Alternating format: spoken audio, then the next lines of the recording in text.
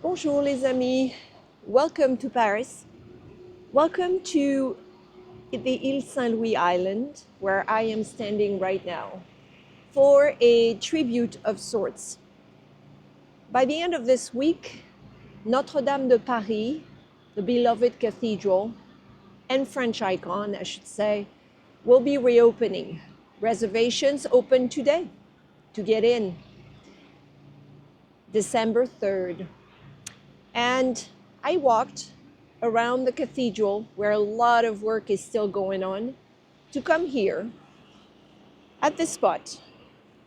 For those of you who know Paris, you probably recognize the bridge here that separates the big island, l'Île de la Cité, with the Ile Saint-Louis, where I'm standing.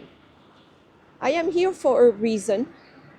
This spot is exactly where I stood more than 5 years ago on April 20th, 2019, the day after the fire. After we left, my friend and I, our tour group, in Montmartre after a visit in the morning, I walked all the way down here just to check on the cathedral, and I remember there was still smoke coming out of the site. I found a short video that I filmed that day. I will be sharing it in the description, in the notes for this video. And I choked when I heard myself choke as I was talking to Notre Dame that morning, just a few hours after the brave Paris firemen put out the fire. There she is, almost ready to reopen. Work will continue, of course, for weeks and months to come. There's still a lot to do, but the interior is magnificent. We've already had a few previews. It's been said that Notre Dame is the life and soul of France.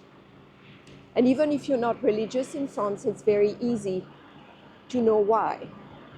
This cathedral, this mighty cathedral, started in the 12th century, over 860 years old, has been part of our lives, is mentioned in history books.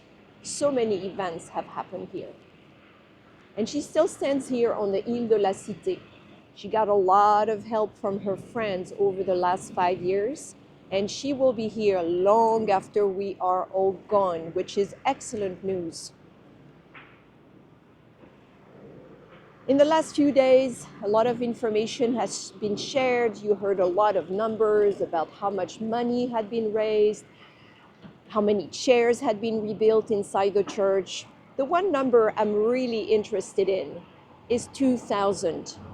2,000 is the name, the list. It's the number of names on the list that sits right inside the, you see up at the top of the spire is the new rooster.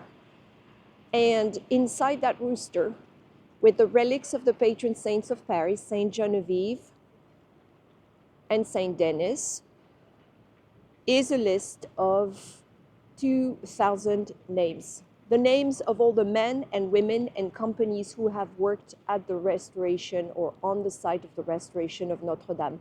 This is a number I'm really interested in, because whatever happens in the future, one day someone might open that rooster, centuries from now maybe, and see who those men and women were. They saved Notre Dame, and they deserve all our respect.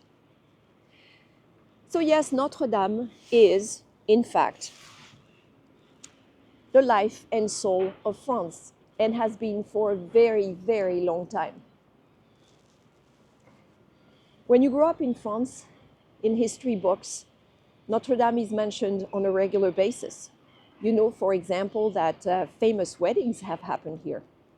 In the 16th century alone, a young queen, Mary Stuart, marries a very young man, a teenager, who becomes King of France. He is the older son of Catherine de Medici and her husband, Henry II. A few years later, his sister, Marguerite de Valois, known as Queen Margot, is going to marry the man who will become Henry IV.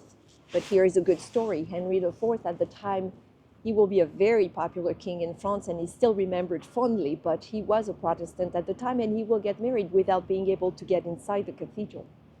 And then the centuries unfold, and many more events occur. At the start of the 19th century, an emperor, Napoleon I, you can see the scene in this famous painting by David at the Louvre, is going to crown himself with the Pope standing right next to him, no less, then crown his wife, Empress of the French, Joséphine de Beauharnais. His nephew, Napoleon III, will get married in the church as well, with the young Spanish princess, Eugenia de Montijo. At the end of World War II, in August of 1944, General de Gaulle and General Leclerc, who was the first one to enter Paris with the 2nd Armored Division, attend Mass inside. And it's quite an eerie scene, really, because outside, German snipers start shooting at the crowd. And if you go on YouTube, you can see some very old reels of General de Gaulle standing outside the church, smoking after the Mass was interrupted, and not seeming apparently unfazed as the crowds duck to seek protection from the snipers. When de Gaulle died in 1970, he was president of France, and he had served 2 terms, almost 2 terms. He resigned, and the Mass was celebrated here for him. And after that, when a French president died, it was the case for François Mitterrand in 1996, our French presidents also have a Mass here when they die. So you can see really why this is such an important cathedral, the life and soul of France. A lot has happened here.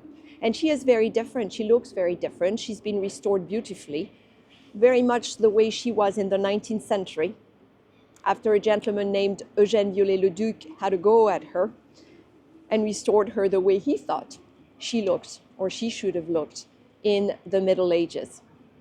So many good stories, so many good stories. And I know people are really impatient to go back inside, to visit Notre-Dame again. I'm going to wait a little while. I'm going to wait till things slow down a little bit. But today I wanted to be here at this very spot where I stood on April 16th, 2019. I was surrounded with TV crews and journalists and the public. And I remember that right next to this post, I was close to that post, there was a woman crying silently, just looking at the cathedral. And today, as she's about to reopen, I want to say, welcome back, Notre-Dame. Tu nous as manqué. À bientôt, les amis.